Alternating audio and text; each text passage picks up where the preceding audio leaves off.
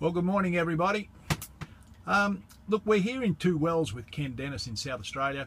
Ken's over here working on a few trucks, helping these guys get them to handle better and so forth. And look, Ken's well known throughout the industry. He's been around the trucks for 40 plus years. He's been up and down the Hume a few times. He's worked over in the West. Ken's been around.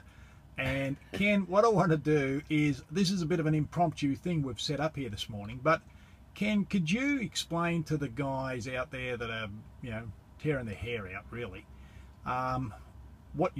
basically what you do, and then when we finish this introduction, we'll go out to the front of the truck and we've made up a bit of a sketchboard, right? And we can go through it in detail there. But can you just give them an overview? Certainly, Tim, and thanks for the introduction, and hi viewers, and thanks for taking the time to have a look at this. What we get called in for all the time is from owner drivers, predominantly owner drivers, large companies as well from time to time, is for trucks for extremely bad handling, poor handling ability. Now this includes tram tracking and wandering and trucks that are waddling up the road like a duck. There is a reason for it. The reason for it, I actually worked out in 1986 when I was on the Yuma Highway myself. In 2000 I left the road to be short, had it engineered by two independent engineers throughout Australia, and what we found is that the hydraulic system or the power steering systems on our vehicles throughout the world is inefficient to a very, very large percentage. Now this includes vehicles from Europe, Asia, America, our locally grown vehicles here as well.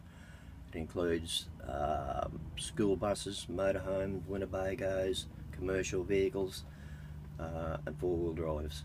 Cars also to a lesser degree, but certainly four-wheel drives are doing the same thing. Now,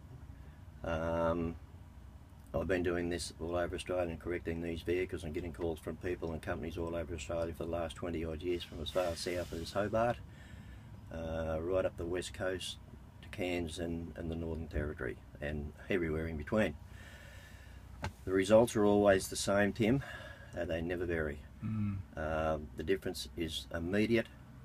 It's about a 2-hour program. It's immediate, and once you get it done, it's done for the life of the truck, unless somebody inadvertently interferes with it. It doesn't affect the manufacturer's vehicle warranty. It only enhances the vehicle's performance, handling, capabilities. The safety aspect of it is unbelievable. Yeah, the safety aspect would be a big part of this, A huge part, and fatigue.